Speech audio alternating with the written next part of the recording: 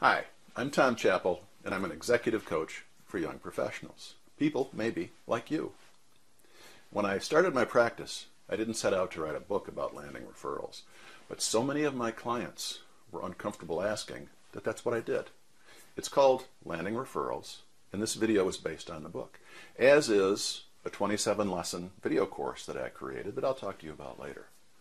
So if you're uncomfortable asking for referrals, or if you just want to brush up a little bit on your skills, then check out this video, take some notes, and I'll talk to you later.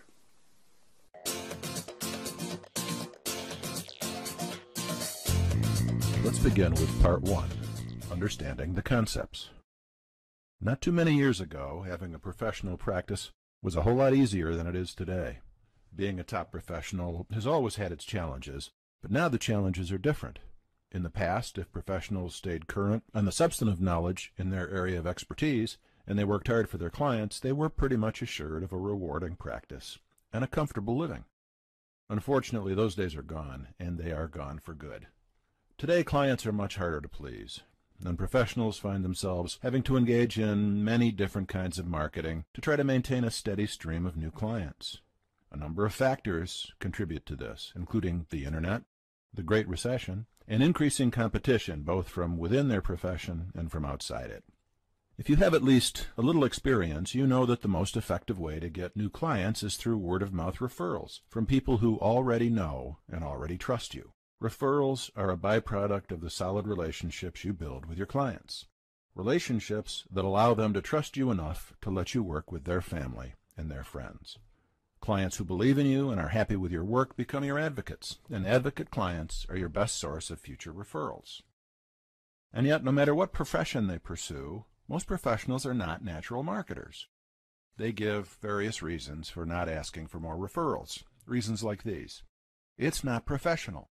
My clients should give me referrals without my asking. Requesting referrals makes me seem unsuccessful, even desperate. I'm uncomfortable putting my clients on the spot, and I don't want to abuse my relationship with my clients. Well, behind all those reasons, many professionals simply feel awkward about asking. They're much more comfortable doing a great job and hoping for the best. They'll always receive referrals from some delighted clients, but they'll generate a lot more business if they learn the simple steps to land a steady stream of great referrals. Getting referrals is half psychology, but half technique. Usually the psychological issues stem from insecurity. Professionals who in any other context are bright, outgoing, and assertive become much more timid and self-conscious when discussing referrals. So they don't bring up the subject. They stay in their comfort zone, and they pass up golden opportunities to obtain new business. Most of them simply haven't been taught how to land referrals in a professional and comfortable, especially comfortable way. One of my clients once said to me, "There used to be two kinds of people, professionals and salesmen, and now we all have to sell." In essence, she was right. We all have to sell, but selling doesn't have to be uncomfortable or unprofessional. It doesn't have to feel like selling bad used cars. Despite the challenges, it's possible for every professional to build a program that generates referrals and new clients without having to resort to stressful and uncomfortable selling tactics. You'll be surprised at how relaxed and natural the referral marketing process can be. First, let's find your quadrant.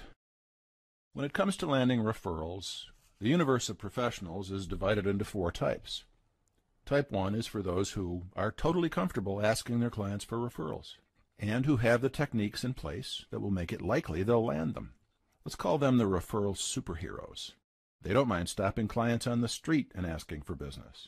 That's how confident they are. And they should be, because they have the system in place to make it happen easily and comfortably. The professionals in Type 2 are confident but unprepared. They'll jump in front of a city bus to ask for referrals, but they're clueless as to how to go about it in a really effective way. And jumping in front of a city bus is not an effective way. They're a lot like dogs, happily chasing their tails. Good old Fido isn't embarrassed to try, but he wouldn't really know what to do if he caught it. Type 3 is made up of those who know generally what to do, but are too uncomfortable to do it. Their systems are good enough, but they haven't developed the gumption to go get referrals. Let's call them prepared but hesitant. There aren't many in this group because having the right techniques in place makes discussing referrals much easier. And this course will show you how that works. Type 4 is the largest group. These professionals are not comfortable asking clients for referrals, and they haven't learned any of the techniques that could make it easier for them. We'll call them the hesitant and unprepared. Which type are you? If you're a referral superhero, then good for you. Let's see if we can make you even better at landing referrals. If you're confident but unprepared, you'll find techniques in this course that will give your referral efforts more power. You'll be able to take your natural comfort, combine it with the right techniques, and leverage that into a lot more referrals. If you have the techniques but are very uncomfortable discussing referrals with your clients, I'll be giving you practical lessons that will go far toward making you much more comfortable. And finally, if you have neither the confidence nor the techniques, this course has solutions to both those problems. You'll gain more confidence, and you'll learn techniques that take most of the discomfort out of discussing referrals. Now let's talk about the psychology of referrals. Two very common psychological issues get in the way of asking for and receiving referrals. The first is an issue of confidence and trust on the part of both you and your clients. And the second is what we can call the favor mentality. As to the first, you may subconsciously feel unworthy of receiving referrals. You'd be surprised by how many really great professionals feel this way. On the other side of that coin, your client may not have yet developed the requisite level of trust in your services and may not want to risk giving a poor referral to his friends or family. The second psychological hurdle is the feeling that you're asking your client to do you a favor. But remember, the favor that's being done is not just for you, but it's for your client and for the referred prospect as well. It's okay for people to know you'd like to receive more clients, but you don't need to frame the conversation that way if you're not comfortable with it. Your objective is to help people who need your help. Isn't that why you do what you do? And isn't that what brings you the most satisfaction? Of course it is. You can frame the discussion that way, and you'll learn more about framing the conversation that way in Lesson 3 that's coming up. Now let's look at the first issue, why you deserve referrals. One of the objectives of this course is to help you gain more confidence about your work so that you'll know, and I mean really know, that you deserve referrals. You have the tools, you have the talent, you work very hard, and you have probably many satisfied clients. But you still might not have enough confidence in your true value. That's okay, as I said. It's a very common thing. And let's look at some of the reasons you deserve referrals. First, why do your clients tell you they've referred you? Does it have to do with your special training, your personality, your particular focus? Does it have to do with the respectful way that you treated your clients or a unique client experience that you provide? Take a few minutes to really consider what you have to offer. Take out worksheet 1.1 in your companion workbook and list 10 reasons you believe you deserve referrals. And you get bonus points for adding more. To get you started, I'll give you 10 of my reasons. It took me less than 5 minutes to come up with this list, and you can even do better than that. First, I show clients that I'm on their side and sincerely care about their success and their happiness. Second, I'm very experienced in the subject matter. Third, I've developed simple, specific, and practical strategies. Fourth, I'm approachable, and my sense of humor can diffuse a sensitive issue. Fifth, I'm a good communicator, able to express my ideas and understand those of my clients. Sixth, my clients tell me I'm very effective at what I do, and they refer me to others who benefit from my help, and I appreciate that. Seventh, my experience as a top executive helped me develop a solid understanding of what makes people tick. 8, my clients and I enjoy each other's company. I'm not just a coach, I'm a friend. 9, I continue to learn from my clients so that I can help them and others develop different methods to overcome their individual challenges. And finally, 10th, I really love what I do. I bring my passion for helping people to every client relationship. Now, those weren't difficult. Those are fairly obvious. Some apply to you, some may not, but you have your own reasons, and you can come up with a nice list of 10 or more reasons about what makes you special. Reasons why you deserve referrals.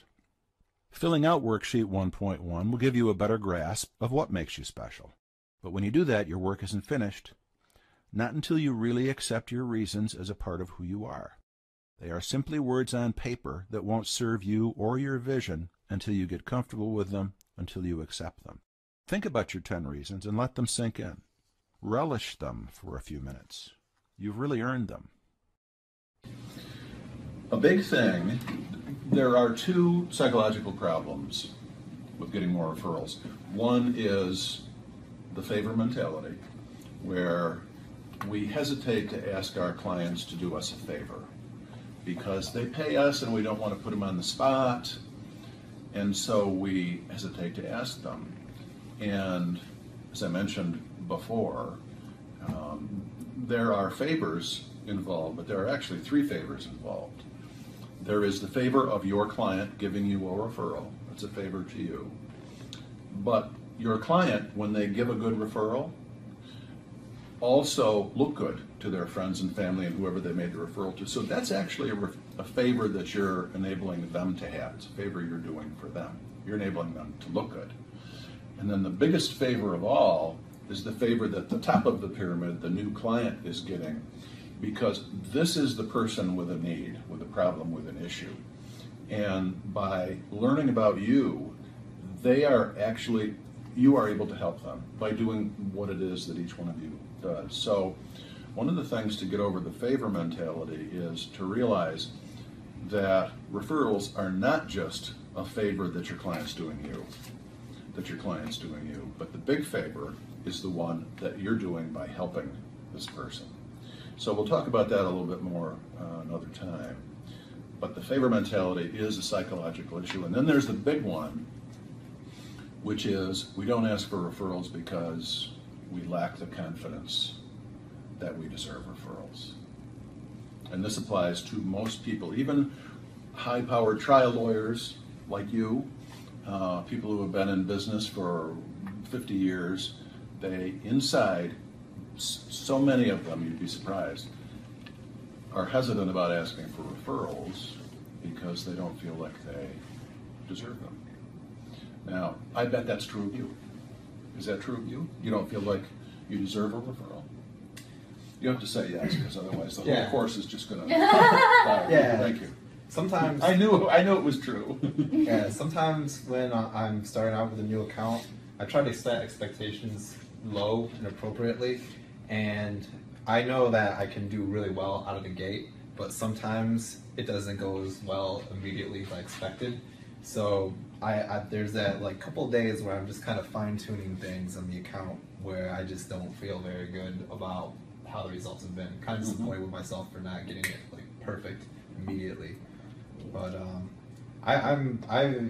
once I get going with an account, I'm really confident. Like my worst account right now has a 31% return on investment. So I think I definitely could do that all year. Yeah, I definitely think I do deserve them. But sometimes there's those like little brief moments where I'm like, oh, what am I doing? Right. And if you feel that your clients certainly must be thinking it, at least you think so. Did you have a chance to list the 10 reasons you deserve referrals? I did. Do you have them with you? I do. Right here. Would you tell us what they are? So one of them is I'm among the best statistically. So there's the way we kind of track success in this industry is with conversion rates. How many people do the thing that we're spending money to try to get them to do? Right. And if you have conversion rates that average over 11.45%, then you're considered an AdWords unicorn. And unicorn? Yeah, because we're so rare and magical. Yeah, it's just ridiculous. It is extremely ridiculous. But that's the term. Right. Yeah, this company WordStream coined it. Okay. But so I'm among like the top percentile of people who do what I do. And I track and measure ROI obsessively. Is this another reason? This is another reason. Of the 10 reasons? Okay. Yeah, I've never encountered another marketer that is saying ROI as much as I am. And let's do a little work establishing what we'll call your referral baseline. Successful professionals need strong management skills. And one basic principle of management is that whatever gets measured gets done. What a miracle that is. If you measure it, it will get done. If you reward it, it will get done more effectively. So let's do some measuring. How many referrals did you get last week? How about last month or last year? And were they ideal clients or not so much? Where did they come from? How much value did they represent to your practice? And did you land those prospects, or did they somehow slip away? If you're serious about landing more referrals, you need to be serious about tracking your progress. You want to know the source of all your new clients. Did they come from the telephone book? Did they come from the internet? Through referrals from current clients? Unless you keep track of your referral practices and results, it will be really difficult for you to understand what works and what doesn't. Without a method of measurement, you'll be a lot less likely to refine who, when, and how you ask for referrals. You also want to gain some insight into the quality of your new clients. Are they the type of client for whom you can do your best work? If a new client found you through your website and you don't think he's an ideal client, then probably your website needs a little tweaking. Or if your new client is ideal, you'll want to clearly understand what you did to attract him so you can keep doing it. Pretty simple. Takes a little bit of work. Worksheet 1.2 in your companion workbook lets you track the number of referral requests you make, the type of clients you ask, the point during the relationship when you make the request, and the value of the referral in dollars, as well as in an estimate of future referrals of new clients. You also can track the reasons that your clients refer people to you and add your own comments on the worksheet to indicate the quality of each referral. Begin by completing Worksheet 1.2 to list the results you've had over the past month. This is going to be your baseline, so you'll know what kind of progress you're making and where you need improvement. And don't worry if you don't have this information yet. Most professionals don't. But start collecting it now, and we're going to talk more about it at the end of this course in Lesson 6. This will give you better insight into the mind of your ideal client, and that will help you refine your referral marketing system. You can and should revise Worksheet 1.2 to fit your individual needs and add any other criteria you think would be useful in improving your results over time. Yes, ma'am. Will I be able to measure the success that I actually have after taking You the course? betcha. That's kind of what You bet you will. And one of the things we're going to talk about today is measuring success. And I've got a worksheet in here that you guys have, Worksheet 1.2, that talks about how to track your referrals. So if you are disciplined about it, which helps in anything that you do, you'll be able to track those referrals, especially where they came from.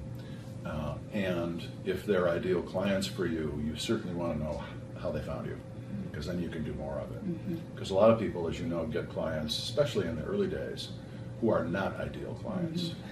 And it's good to know where they came from, too, so you can not do that again. Right. Be who you are and say what you feel, because those who mind don't matter, and those who matter don't mind. What a great bit of common sense. Those clients who matter to you won't mind if you are who you are, and if you say what you really believe. In fact, they'll be drawn to you because the style of your practice, your personality, and your values will resonate with them. They will get you. They'll feel a kinship with you, and they'll naturally want to help you as you want to help them. Your clients make referrals because it's basic human nature to want to help others. If they make a good referral to a family member or to a friend, they're making a positive difference in someone's life. It makes them look good and shows that they care. Yet they don't want to look foolish by making a poor referral, and that's why trust is such a critical element in the referral process. A proven way to build trust, as you build any new relationship, is to share your story. By writing a biography, you'll be able to describe who you are, where you've been, and what matters most to you. Potential clients who share common interests will connect with your biography when they read it in print or see it online. Learning more about what makes you tick will give prospects an insider's view into your world, and it will allow them to decide that you're the right person to handle their important problem. Because learning more about someone is the first stage in building a meaningful relationship, you should include both professional and personal information in your biography. Although some professionals may feel uncomfortable providing personal facts, this type of sharing enables prospects to begin to really identify with you. Though every biography should include information about your education, your experience, and your achievements, adding some personal facts about your childhood, your family, and your favorite activities will go a long way toward helping clients understand you better. The more they discover what you share in common, the more likely it is they'll want to work with you, come back again, and send you their friends. People always relate more to a story than to a resume. So at the end of your biography, write down the story of how you came to be in your practice and include a few words about what you enjoy most about your work. Professionals who can express why they love to do what they do are very attractive to potential clients who want to know that you'll be highly engaged in the work they need. They don't want to be just another client or patient, and neither would you. Use Worksheet 2.1 from your workbook to draft your biography and your story. And you should be sure to revisit it from time to time to improve it, to update your interests and activities list, as well as your recent accomplishments. So welcome back. This is session 2 of Landing Referrals. And today we're going to talk about something that's crucial to landing referrals, which is figuring out what you do and who are your ideal clients. Because the mistake that so many people in business or professional practice make is shooting too broadly when they're looking for clients and taking anybody who comes along and has $10. And that backfires because it doesn't call on you to do your best work. It doesn't call on you to do the work that's most fun for you. And so if you can identify your ideal clients, which is based on what you do and who you are and what you really want to do, you are ahead of everybody in the game. We're going to start with talking about who you are. And here's why it matters, because the best relationships that you can have with your clients are with clients that you like, people who you have a natural affinity for, and vice versa. And there's a saying in business that all things being equal, people would rather do business with a friend. And not only that, but all things being unequal, they'd still rather do business with a friend. And so if you can identify the kind of people who you work best with, that, as I said, gives you a leg up. You have the potential to gain many ideal clients who need the exact services you provide and who want that service provided in exactly the way you do it. Those clients will appreciate your expertise and will follow your advice. You'll be delighted with how much you'll enjoy your work when you're serving clients with interests and personalities similar to your own. Remember this, your best referrals will always come from your ideal clients. That naturally results from doing your best work for clients who benefit most from what you do. They're appreciative and enthusiastic about connecting you with others who need the same help and the same positive experience. Your ideal clients will have similar needs, and they'll share many characteristics based on things like demographics and lifestyle. By pinpointing those shared characteristics, you'll be able to distinguish an ideal client from one who isn't. A solid referral system will match you with the prospective clients who provide the best fit and allow you to do your best work. Some professionals, especially new ones, throw the net a little too wide and try to reel in any client they can find rather than focusing on those who are a good fit. Make that a great fit. They pass up some long-term benefits for short-term gains. If you have a reputation of working only with a specific type of client, you'll inevitably get more of the same. Now that's great if those are the clients you really want to serve, but not so great if they're less than ideal. Bad clients will get you more bad clients. And since people typically get what they ask for, why not concentrate on finding ideal clients? Of course, being selective holds an element of risk. You might worry that if you're too picky, you won't get any clients at all. But that's no excuse for not trying. You will reap benefits by starting to be more selective right now. It may take a while to adjust to turning non-ideal clients away, but the extra time you'll find to work with ideal clients and the high quality of the results you'll produce for them will encourage you to keep being selective. But first, you need an idea of what you're looking for. You need to know your best clients, to understand what makes them right for you, and know how to keep them and attract more just like them. Whether it's their age, their gender, their location, or values that make them a good fit, your ideal clients will always present the problems that allow you to do your best work and really enjoy doing it. One good way to identify ideal clients is to look at which of your clients are sending you referrals now. Odds are that they've become advocates for you because you met exactly the needs they had in exactly the way they wanted. Now take out Worksheet 2.5 and list the characteristics of your ideal clients. Be sure to include information like location, demographics, personality types, shared interests, and shared needs for service. So pause the lesson while you take a few minutes to do that. Now let's look at the lessons we learned in Part 2. First, foster trust by sharing your story. Take time and prepare a good biography. Tell clients why you love to do what you do, and they'll love you for it. 2, carefully define what makes you special. Finding your key differences will help you distinguish yourself from your competitors. Most professionals don't take the time. 3, good taglines are like lightning. They get people's attention. So create a good tagline or pay a few $100s to have one created for you. 4, find ideal clients, not just any client. If you can't do that full-time yet with every client, then at least begin to. Don't wait for tomorrow.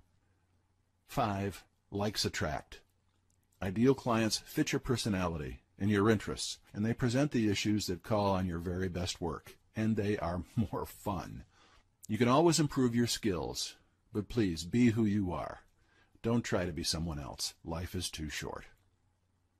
Let's talk about ideal clients now. Again, ideal clients draw on not only what you do as a professional, but who you are as a person. So let's ask you first, who are ideal clients for you and why? Strong personalities who are in the same tax bracket as I am and live in the same general area as I do. Why strong personalities?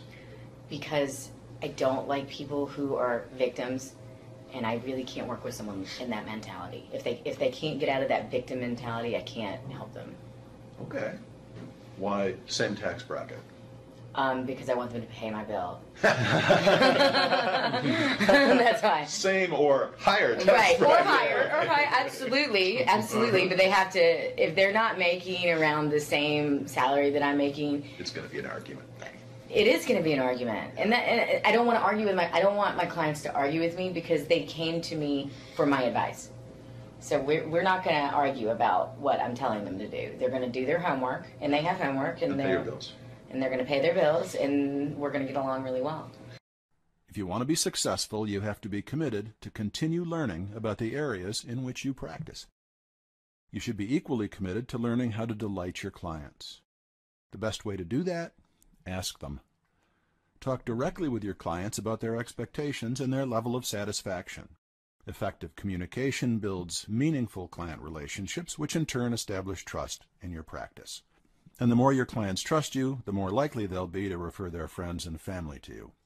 Not only will it help you gain clients and gain referrals, but it will help create some great beneficial relationship with your clients for years to come.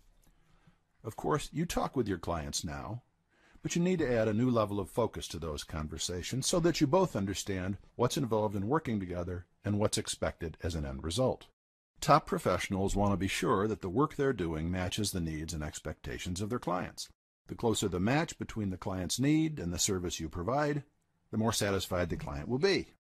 It's easy to determine, yet many professionals hesitate to ask one simple question: how am I doing?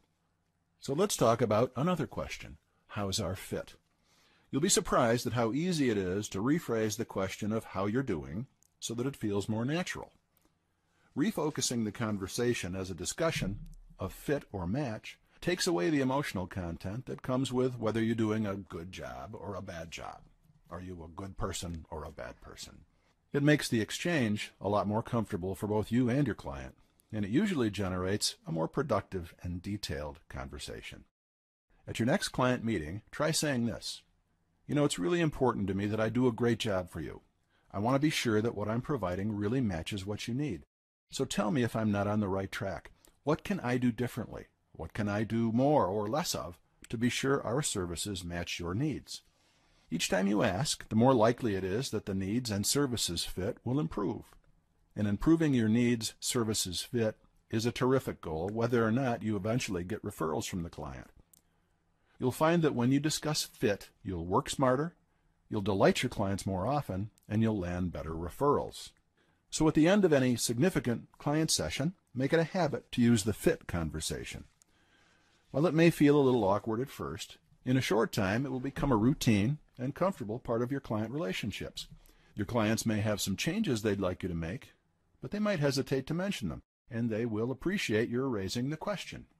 Most often, you'll discover what they like the most, so you'll be able to do more of that with them and with other clients. What else will you discover when you ask? Your client's response might be as vague as, "Oh, you're doing a great job. Keep it up."